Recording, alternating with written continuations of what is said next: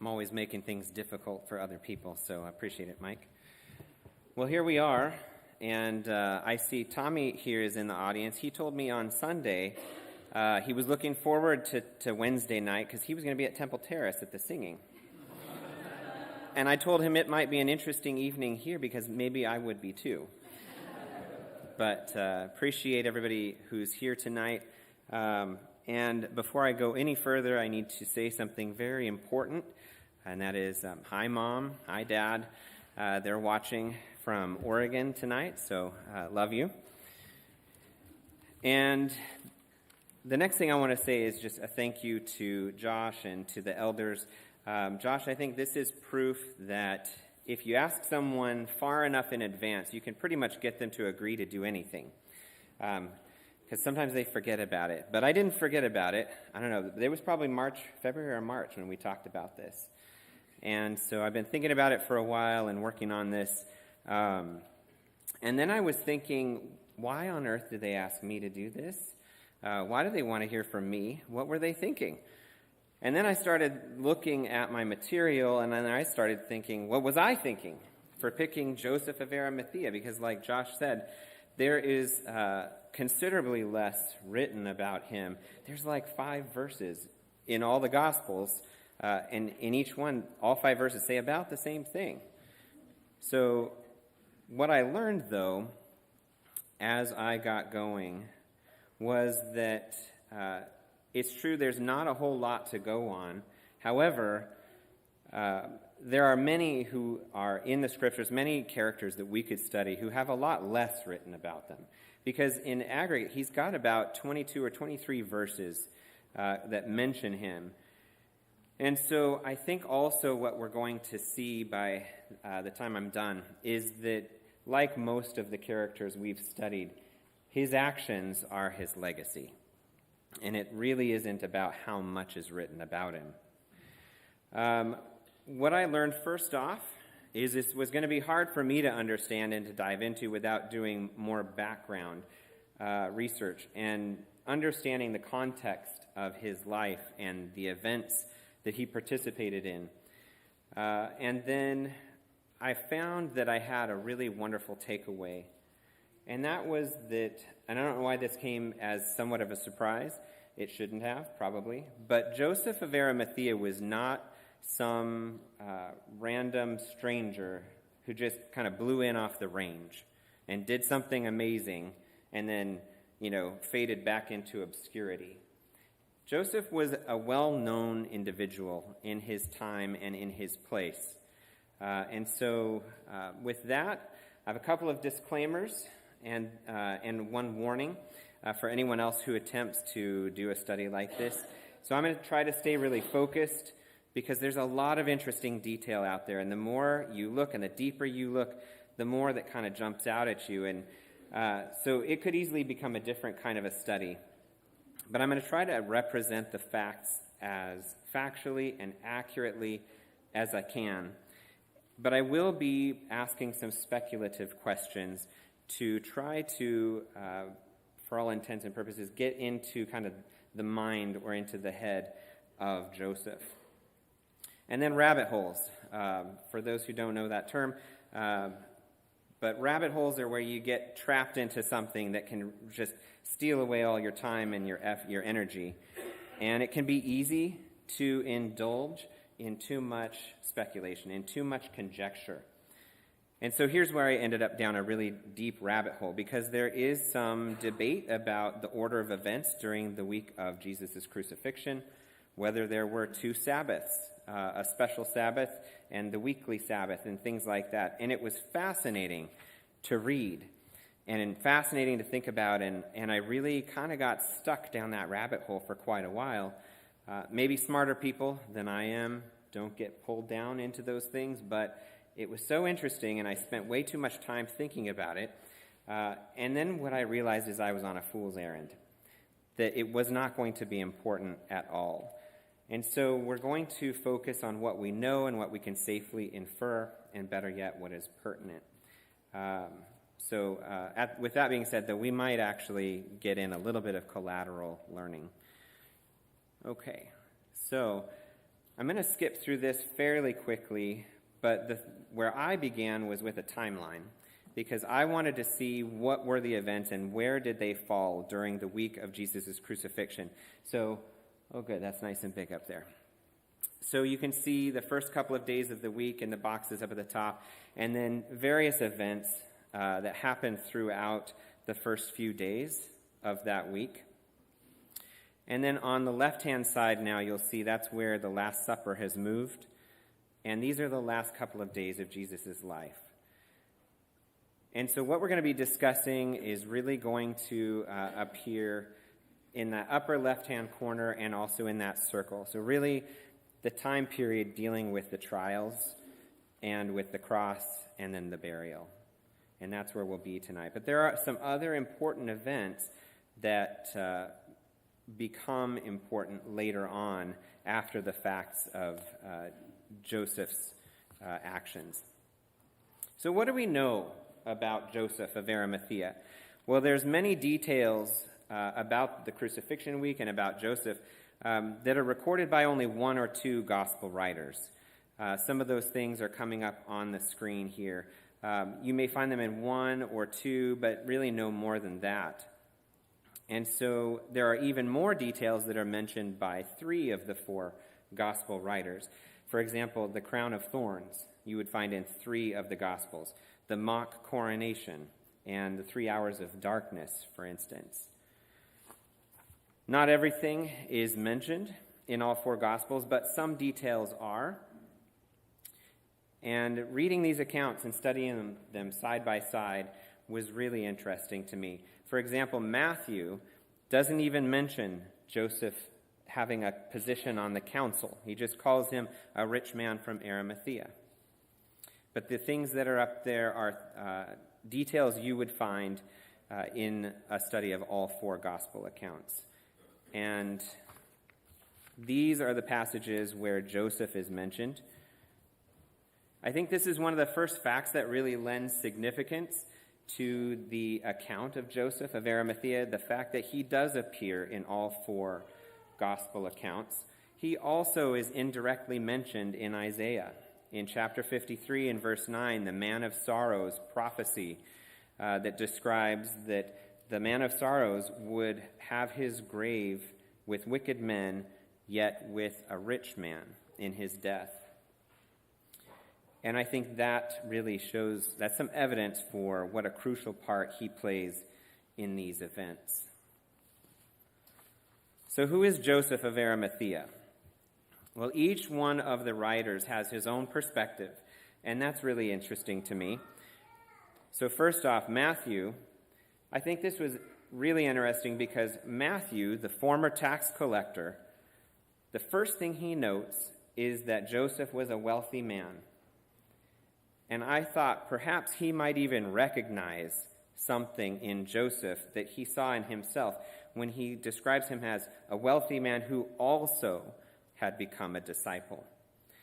Matthew gives many factual details about the crucifixion that you're not going to find in other gospel accounts. Next up is Mark. And Mark gives us a hint about Joseph's character, that maybe he was not a naturally bold or brash individual. And this would make a lot of sense, because with the council position and the fact that he was a respected member of the council, those qualities would have stood him in good stead there. Mark notes he was waiting for the kingdom of God. So he's looking for the Messiah, and he would be very knowledgeable about the prophetic scriptures that point to Jesus.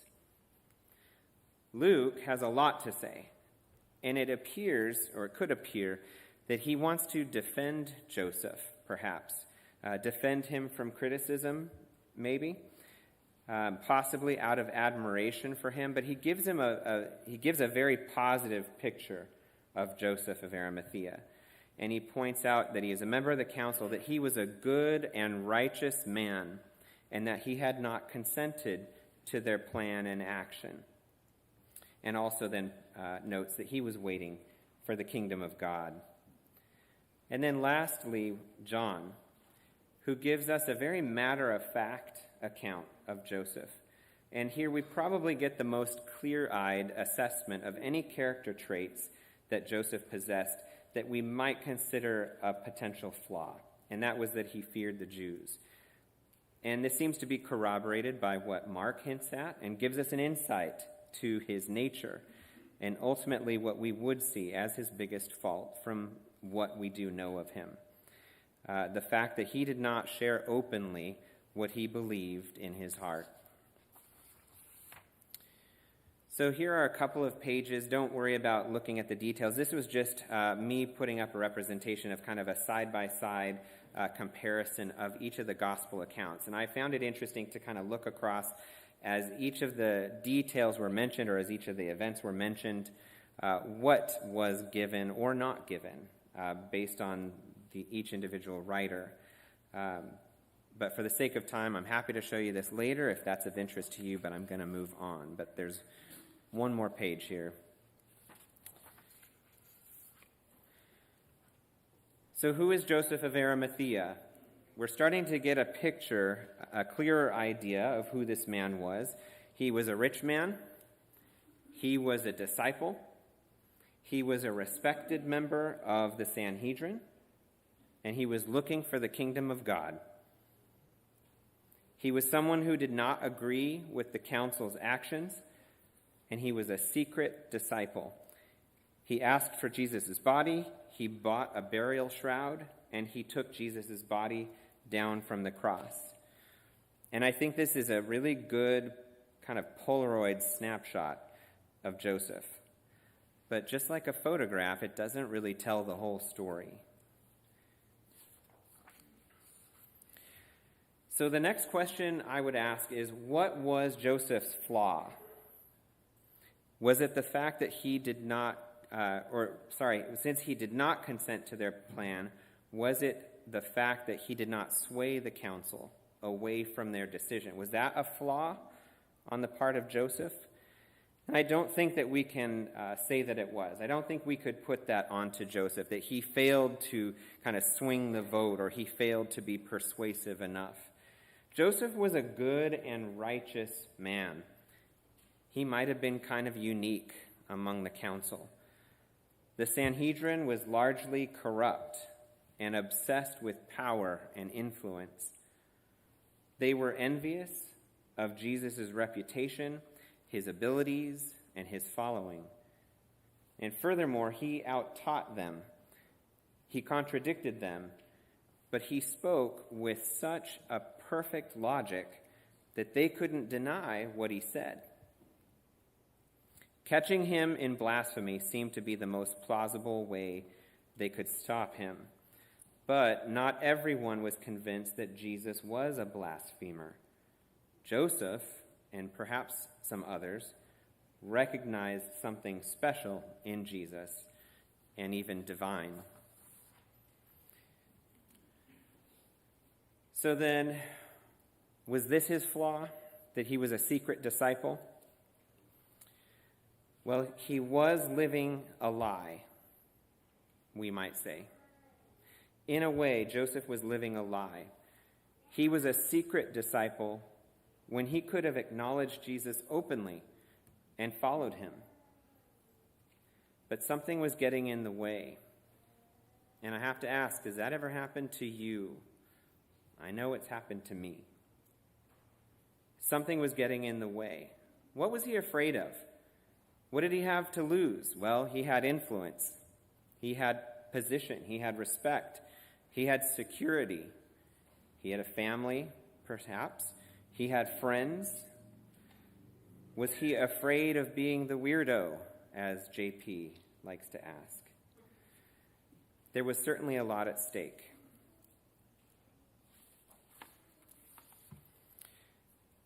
Well, why was he a secret disciple? Well, Joseph, because of his position and who he was, he could never live his life in secret. He would have been instantly recognized wherever he went. His movements and his actions would have been the topic of conversation and discussion behind closed doors. Because in a world, before Facebook and before television and before the 24-hour news cycle, people still talked. They talked all the time. And so Joseph would have been very visible no matter what he did. I do think one of the things that we need to consider, though, is that Joseph also knew the kind of men he was serving with. And this might factor in. It's important to consider that now that I have biased you, that I am looking at this with a biased perspective, and I have introduced my bias to you. And so I think it's important that we stop and consider the possibility that we may not be looking at this fairly. What can sound like criticism may actually not infer any shortcoming at all. And I think that's easy to understand, and we could give the benefit of the doubt, perhaps, but it only reinforces the basic concern that he was a secret disciple and not an open one. This is a dangerous place to walk spiritually. To be a secret disciple and not an open one, I think, is a trap that many of us have found ourselves in from time to time. Most every person here can understand this in a very personal way. We've all had moments or continue to struggle with times where we act more like a secret disciple than an open one. And it's a shameful feeling. And I believe that Joseph felt that shame, and I believe that we can understand that shame that he felt. So this is really it. This is why we're here to talk about him. Because without knowing anything else about Joseph, this is what we've been given to look at and to study and to analyze and think about. So, fear of the Jews. He was a secret disciple for fear of the Jews. Well, which Jews? The answer to that's pretty obvious. It was the powerful, influential ones, the evil ones. It was the same group of mostly Sadducees that he worked with on the council, and he may also have himself been a Sadducee. The Sadducees were more elitist, they were more powerful, and they had the control of matters in and close to the temple. They were also more apt to appease Rome, and this did not make them very popular. The Pharisees, on the other hand, they had their issues too. They were the traditional populists of their day. They had more influence over the synagogues of the cities, and they too were problematic. So here we have it. Joseph was a secret disciple for fear of his co-workers, for fear of his organizational culture, for fear of the prevailing public, politically correct agenda, maybe his career aspirations, fear of what his friends or family might think. And now this is getting a little close to home for me. So what was Joseph's flaw? Well, his flaw was he was like us. He was just a man. He was not a perfect man. He had strengths and he had weaknesses. He had virtues and he had private struggles. He was a child of God. He couldn't see how things were going to turn out. But that's an interesting point, isn't it? Because none of us have that ability. None of us can see into the future. What is it that makes it possible for us to move beyond, to make difficult decisions? Decisions that defy a man's understanding and wisdom. We're going to look in Hebrews chapter 11 in verse 1 for the answer to that. And it says, "Now faith is the assurance of things hoped for, the conviction of things not seen." Faith is assurance and conviction. But I'm going to make a substitution here, and for me, on this verse, it's King James Version for the win. Because I like these words. I like the connotation of these two words. Substance and evidence. Faith is the substance of things hoped for and the evidence of things not seen. And I think there is a lot of power in that, because what that means is it is faith that makes something invisible and intangible, real. Faith makes it real. And if you have faith, then you can hang on to the promises because they're real. You can hang on to your hope in heaven because it's real. Faith makes our salvation real, and it makes Jesus real. Joseph had a chance to stand with Jesus' followers and be publicly counted among them, to follow Jesus, to help spread his message, to learn from his teachings, but he found himself unable to take that step. He had a faith problem. And so his fear prevented him from acting. Joseph was just like you and just like me. He was limited, and he had a faith problem. His fear kept him from doing what he should have done. And I like this quote that I found that came out in Premier Christianity magazine. A willingness to risk our reputation is that which differentiates a follower from a mere admirer. So, question for you. What choice would you make if you could set aside everything that holds you back spiritually today, right where you sit in that pew? What choice would you make if you could set all your hang-ups aside? We admire people who do big things. What do they have in common? They're risk takers. Not reckless, but they take calculated risks. They decide not to be held back by the boundaries of their comfort zone. They realize they can accomplish more outside the comfort zone than they can inside it. And that sense of security that we all feel we need so much, it can be a barbed wire fence. We can make ourselves inmates in a prison of our own fear, like Joseph was. And in just a moment, we're going to show a 2-minute clip of a video, and this was the part that I was making difficult for them, so in just a second, we'll start it. The reason I want to show you this is that the more we see people from these events, people like Joseph, in a situation where we can see what it was like, where we can see them as living, breathing human beings, men and women with complex personalities and difficult lives like we have, the more real it can become to us, and also the more we can truly be affected by it. So a couple of disclaimers. This is not really my usual taste in entertainment, but I got pulled into The Chosen.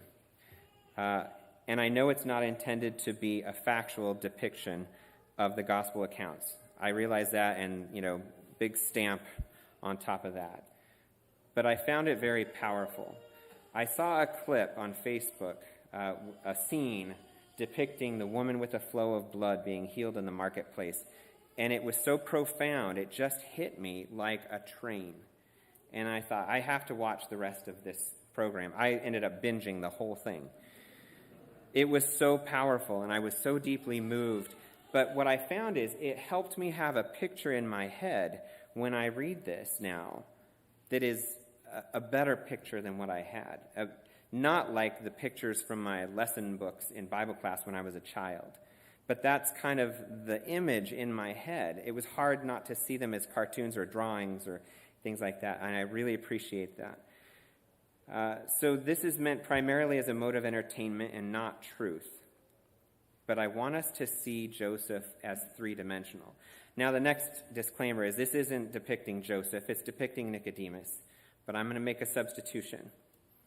And so I want you to watch this scene, just 2 minutes, when Jesus is gathering his disciples to go out and teach and heal. And Nicodemus wants to go, and I think there's a lot of similarity with Joseph.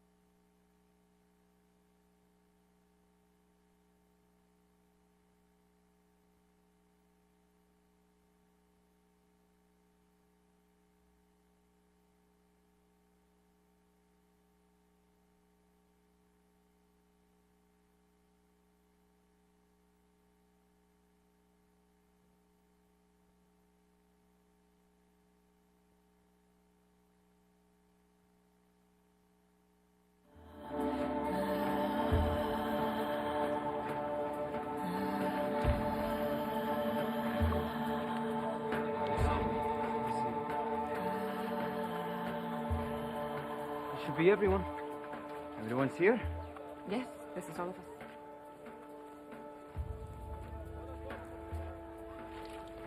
Is there anyone else? Look at this.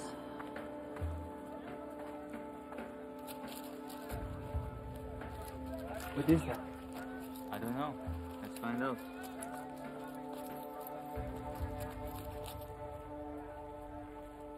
Gold. A friend of mine left that for us. It's enough for 2 weeks of food and lodging.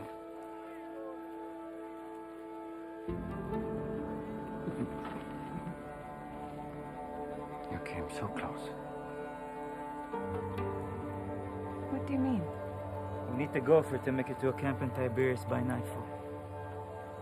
Simon is correct. Let's go.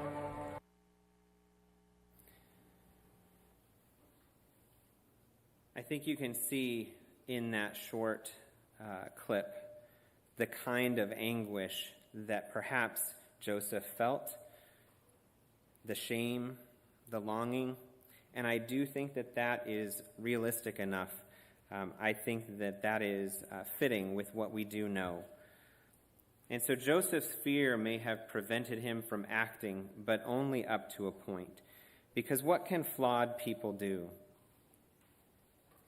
Flawed people can make a good decision. They can make a better choice. They can go a different way. So it's now late in the night hours of the Passover night, and Jesus, the Nazarene teacher, has been arrested in the night with the help of Judas, who was paid to betray him. Joseph may or may not be aware of these arrangements, but he is present when Jesus is brought before the high priest and the whole council and accused of blasphemy. People are giving false testimony, but the accused doesn't say anything. Finally, Jesus answers a question that the increasingly enraged Caiaphas, the high priest, puts to him. And he says, "I am the Christ, and you shall see the Son of Man sitting at the right hand of power and coming with the clouds of heaven." And Caiaphas tears his clothing and claims that this is blasphemy from the mouth of the accused in their own hearing. And the assembly begin to spit at him and blindfold him and beat him and taunt him. And Joseph is there witnessing all of this.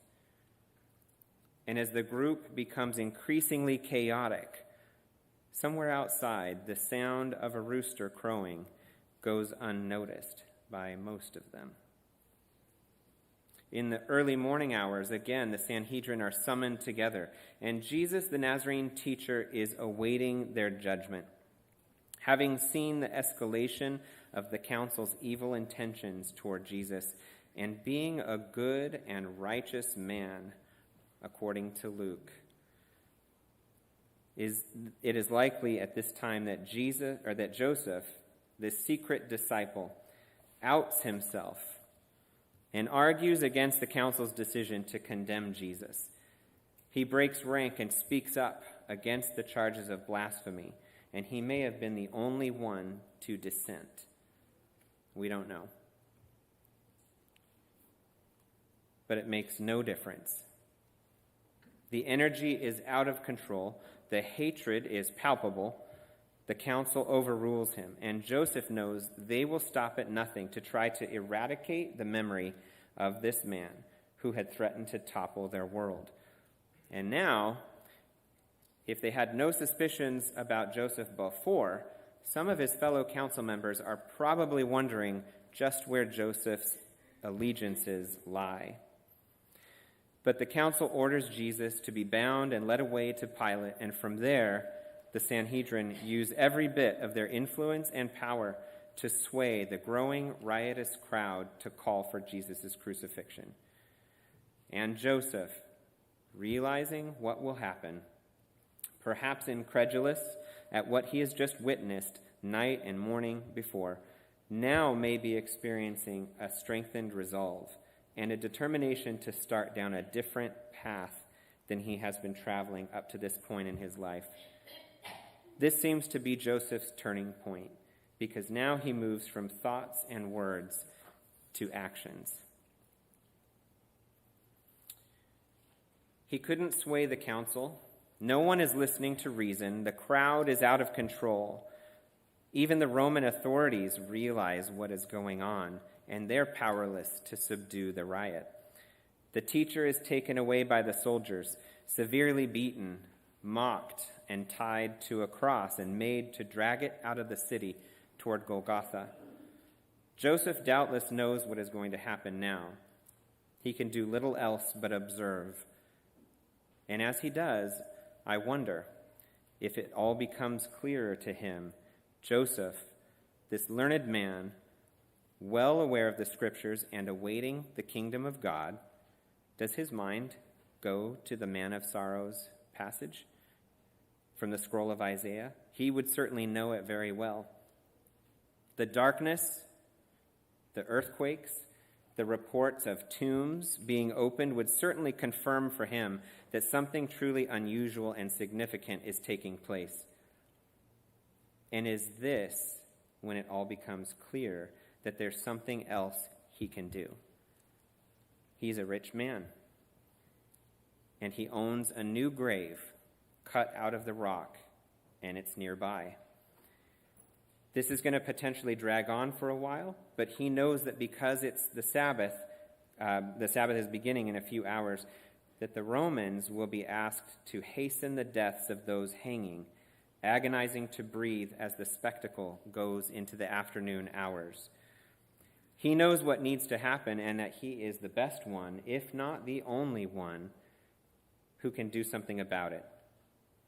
He can't stand by.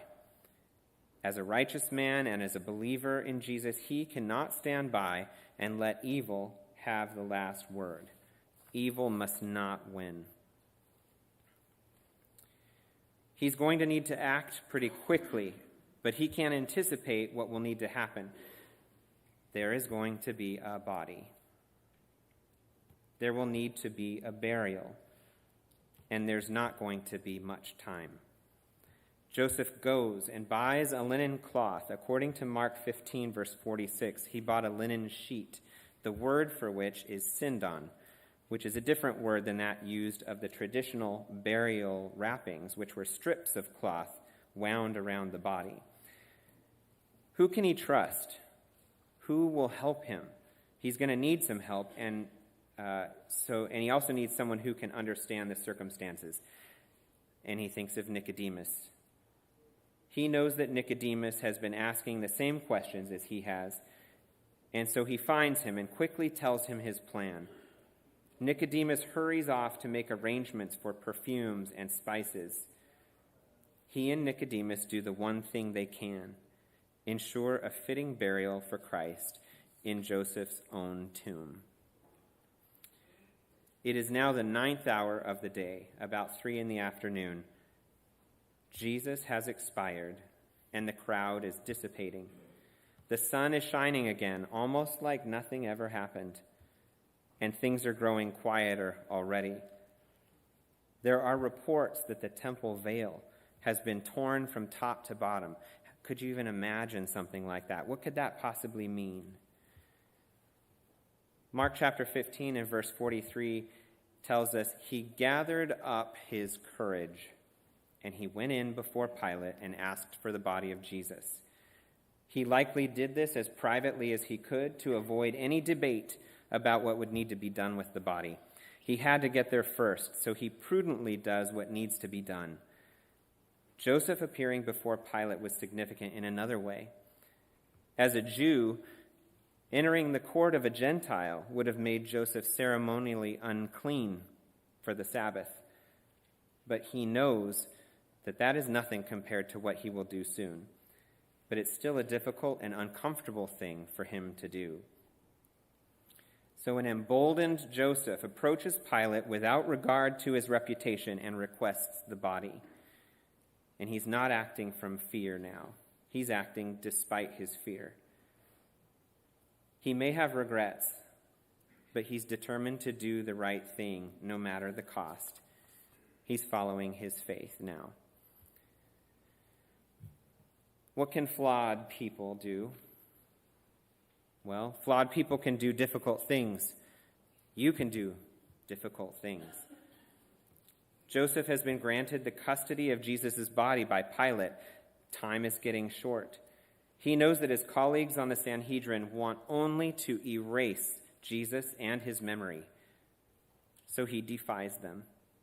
He steps out and he leaves his fear behind. And with the help of Nicodemus and perhaps a few others, they lower Jesus' body, lifeless, down from the cross, probably by laying it down on the ground first to remove the nails. And they carry him away to the nearby garden tomb and quickly clean him up and prepare his body. And in so doing, Joseph and anyone else who touched Jesus' body became ritually unclean. According to Numbers chapter 31 and verse 19, corpse uncleanness resulted from physical contact with a dead body, and it required not just a ritual mikvah, which is a ceremonial cleansing bath, but it required a 7-day purification process. In fact, it was the highest grade of uncleanness, the ultimate impurity. And anyone with corpse uncleanness would pass it on to anyone they touched until they were ceremonially clean again. So to handle Jesus' body and prepare it for burial would have been a huge commitment for a Jew of Joseph's position.